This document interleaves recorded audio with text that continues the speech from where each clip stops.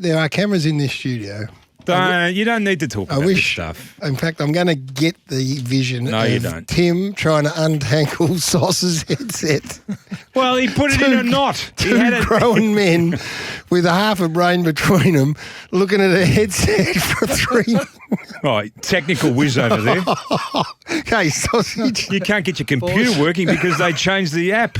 Well, that's all right. You just couldn't get one earphone turned around. Hello, Sausage. How are you, guys? Oh, it's a big start to the morning for you. Yeah. Don't you laugh, Sauce. You couldn't work it out. Yeah, and then I knew what to do. I was just playing the Jeez. It's good to have you here, by the way. Thanks, Tim. Vision for sure. Made my day, you have. I was thinking about you last night while I was watching the NRL. Oh, crikey. I went to bed thinking about Garrity.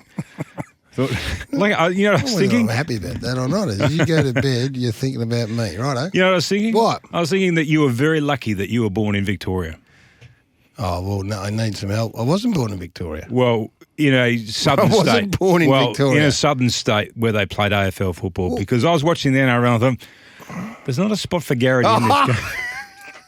Paul's ass. I went to bed thinking, there is no spot for you. You could never have played NRL.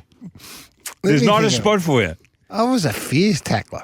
No, you're not big enough though. What do you mean I'm not big enough? You're too runty in the legs, not strong enough through the core.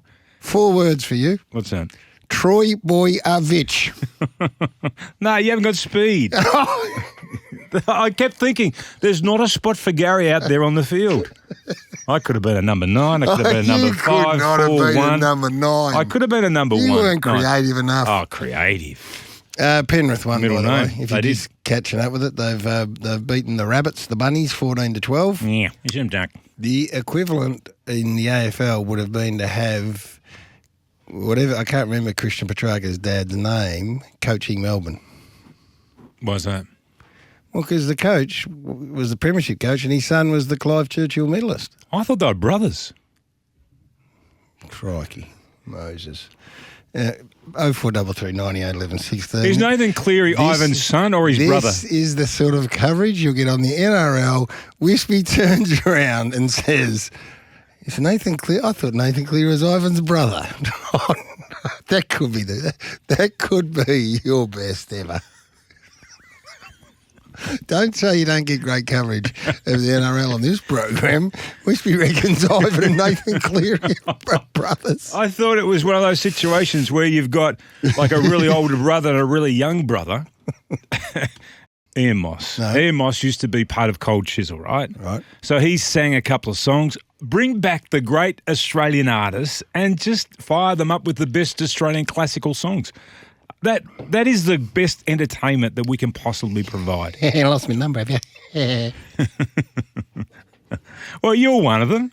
Well, yeah, he's one of them. That's right. Bring him back too. Bring him back. He doesn't have to sing Johnny Farnham songs. Yes, he does. Well, no, he doesn't. Yeah, I do.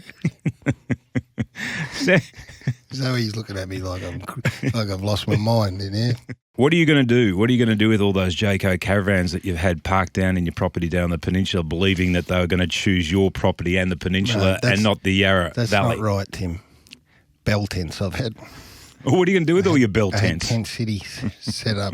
My Peninsula spies tell me that you've been mowing a nice little strip down there, believing that Garrity would have the whole English team down there playing a little bit of backyard cricket. Well, what are you going to do with that now? Why wouldn't they have gone your way? Like, you've got trained kangaroos, you've got trained kookaburras.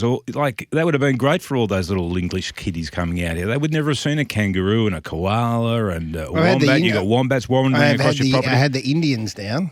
You've had the Indian cricket team down there? No, not the Indian cricket team, but some Indian people came down. I gave them a tour. Really? Yeah. When? About a year, 2 years ago. Did I tell you that story? Which Indian people?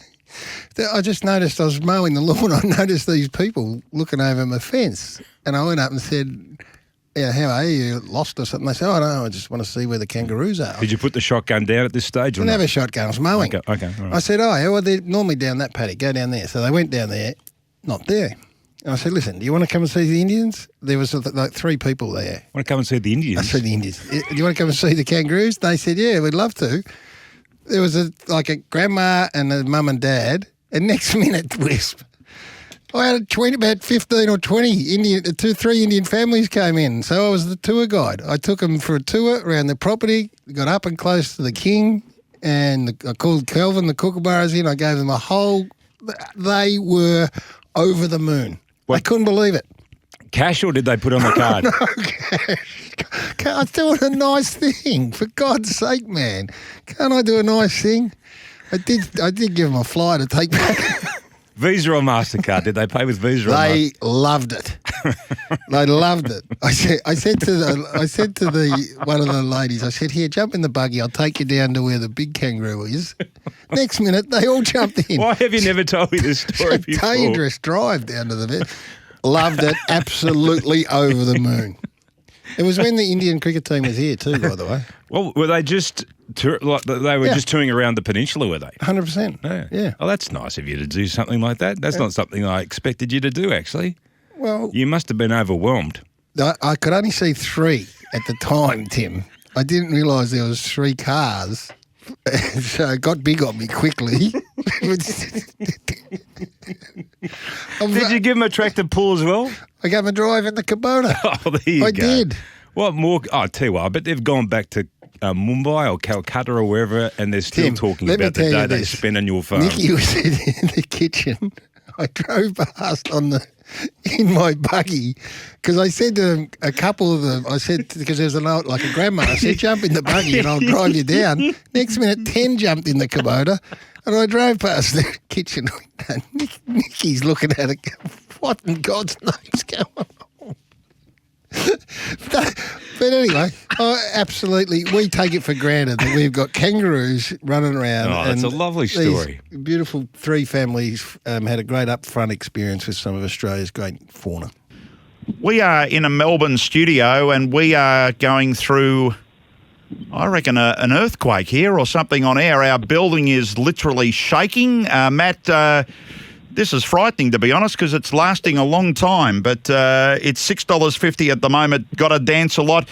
Hey, Hoss, what everyone wants to know is this. Did the $6.10 chance get up and win? No, it bloody didn't, Tim. I was sitting right where Garry was, and I don't know why I went back. I did tell the story, though. It's a great story. Well, I was interviewing Mac de Kock, a trainer down at Cranbourne, when the 5th floor started to rumble, and suddenly it just lingered. It wasn't Hutchie in the toilet. That was the actual earthquake. No, he was in Perth with you, Garry. But it was the biggest thing was how long it went for. Yes. It just kept rumbling. I know. I was watching you. Yeah, and I'm thinking, how in the bloody hell we're going to go down here? And then I, for whatever reason, looked down at my markets and said, well, Matt, you're $6.50. But the hardest thing was that Matt de Kock, who I was interviewing, he didn't feel it. He was the only person in the world in Victoria that didn't feel it. So anyway. That went round the world, Tim told me. It did. It was extraordinary. I had a couple of text messages from mates in the UK that saw it. I don't know whether it was TV over there or social media, but it was extraordinary. And it didn't matter that I was frightened. It was only that I'd mentioned it was $6.50. The ultimate professional host. You didn't look frightened at all. You got the price out now.